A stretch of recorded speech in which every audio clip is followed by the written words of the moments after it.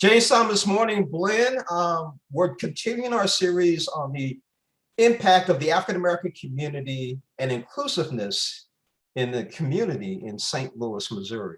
And with me today is Kathleen Conley-Jones of the Conley Financial Group. Good morning. How are you? Well, boy, that was a great introduction. Oh my God. I need to call Cedric and say, can you introduce me like he just did? Okay, so since he's going to be on the Emmys, I'm always looking for somebody to talk about somebody wonderful. But anyway, what have I done?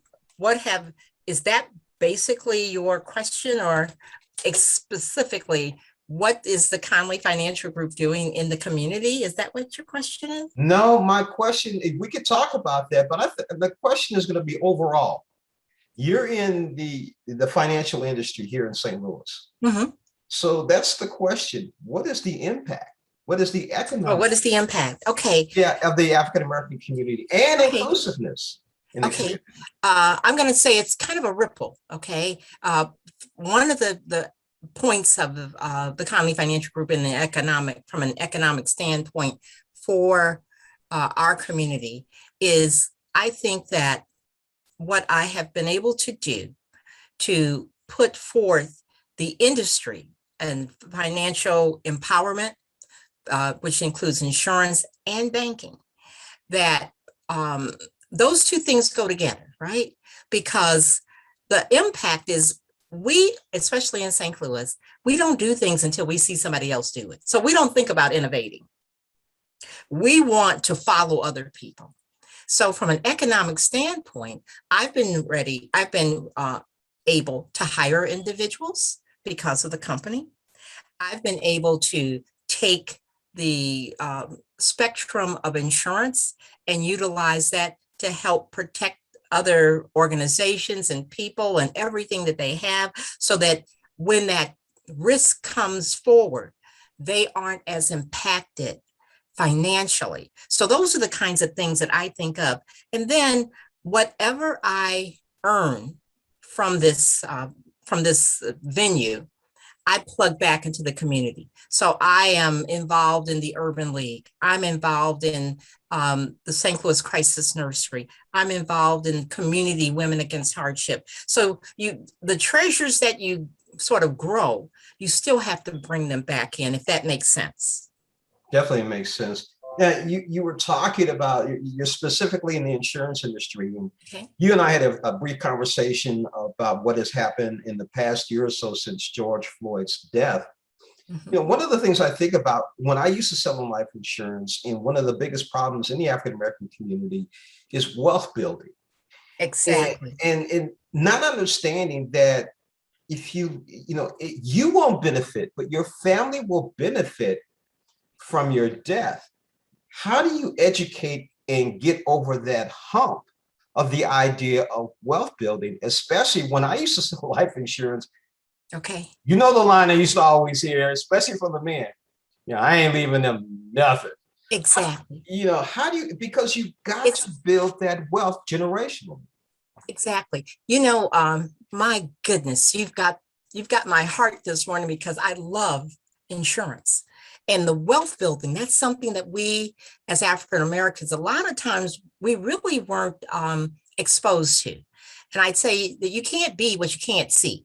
You can't do what you've never done. So one of the things that's important in my estimation is when we were, I'm going to say this, when we were colored, we used to have people who would come in on Saturday mornings at 6 o'clock in the morning, knocking on the door with a debit, just to basically say, when you die, your family can bury you.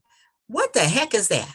So wealth building is really what I learned in this business, is those people who are non-minorities, how they start their families off. They start them buying permanent insurance, not term. They start them buying permanent, where you can build some cash, you can do some things with it, right? And a lot of times we have not learned that lesson, or we haven't been exposed to it. So part of that process for me is education. I think that without the education of what these products do, how they work, and how you can use them. If you're in a business, the tax benefits that you can have, and I tell the stories of like Enron and things like that. And people are like, what? I said, that's an insurance story for another day. Right. But it is something that you need to know. But for our parents, I'm of a certain age, okay? So for our parents, a lot of them knew that if they bought this little policy, it might be a $5,000 face amount policy, but it grew cash in it, right?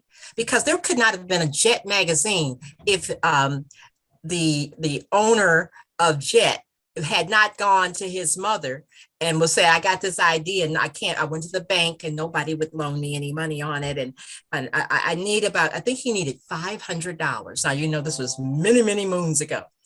But at that point, Mrs. Johnson looked and said, wait a minute, boy, let me talk to you. I've got this life insurance policy. Me and your daddy took this out. And I've got about $800 in this policy. And he was like, Mama, I don't want you to die. He said, I'm not going to die. So that's not the story, because you got to pay me back. That was her story to him. And she said, I can use at $500. I can pull $500 out of this policy and I can give it to you. Well, he was shocked. He had no idea. So there was a time that even if we were investing in our own Black insurance companies, that we understood the value of this thing called insurance. And it wasn't just to die, it was to live.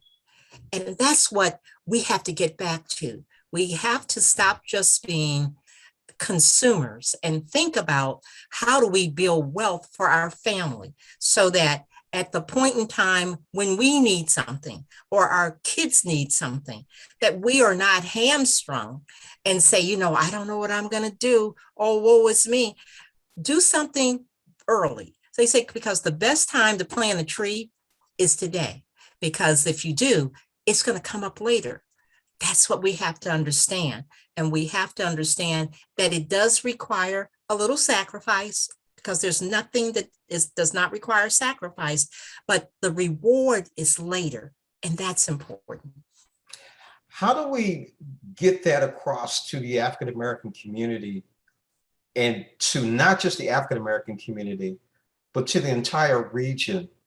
Because if you uplift one community and another community, we all rise. They all rise. But it seems like some of those people don't want anybody to rise but them.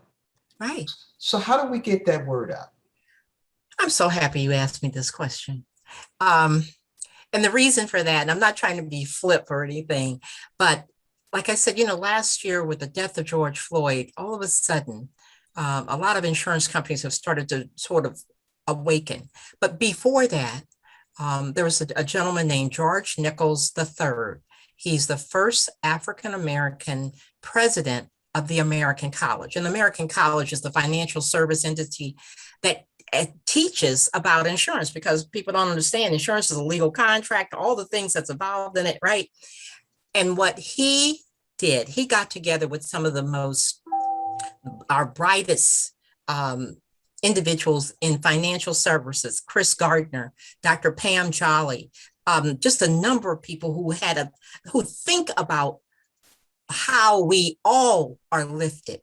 And they came up with a program called 4 Steps Forward. It's focused on African-American and diverse communities, and that includes non-minorities, whites, Latinos, Asian, so that you understand how when we all are lifted, that we all go farther, right? And with that, I think that it's how important it is that when we talk about not only the financials of what insurance is, because a lot of people now don't even think about they get in an elevator. Used to be a time you get in the elevator and you saw the little sign in there, and it said that this was funded by, and every time you got in there, it had an insurance company's name on it.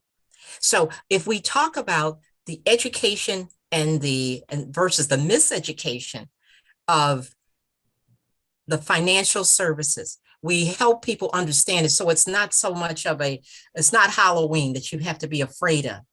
It's something that you need to get close to and understand how it lifts us all.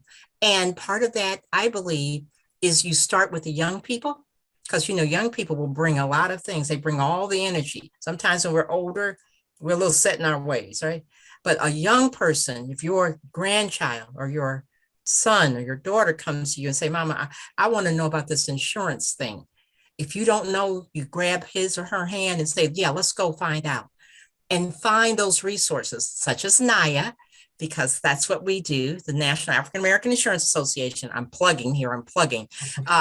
But we have these associations that you don't have to just go to someone to buy something, but you come to us for the empowerment. And that's for all. And I would love, that's something I've been thinking about with the mayor.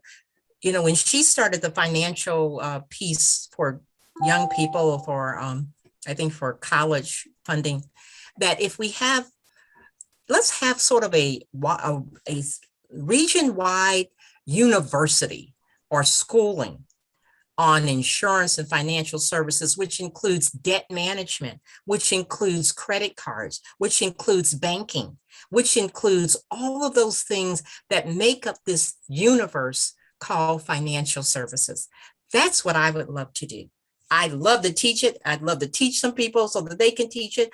And the more we build, the greater we grow, and we all are lifted together, because we are investing in not only ourselves, but in our future for our generations to come. Kathy Conley-Jones, thank you so much for joining us on Morning Blend. That's a mouthful, definitely. Again, I got to thank Midwest Bank Center for sponsoring our segment on the economic impact of the African and inclusiveness of the African American community in St. Louis. And our guest today was Kathy Conley-Jones. Thank you again for joining us. Thank you so much. I appreciate it. Can I say something? One quick thing. I think it's important from banking, just like you get to know an insurance broker, you need to know a banker. You need to know them before you need them. You need to know that that company or that bank shares your values, shares what you think is important, not just to be in the community to extract money out, but they should be investing money in. And if you don't see that happening, then you might need to find another bank. We're going to keep that in there then.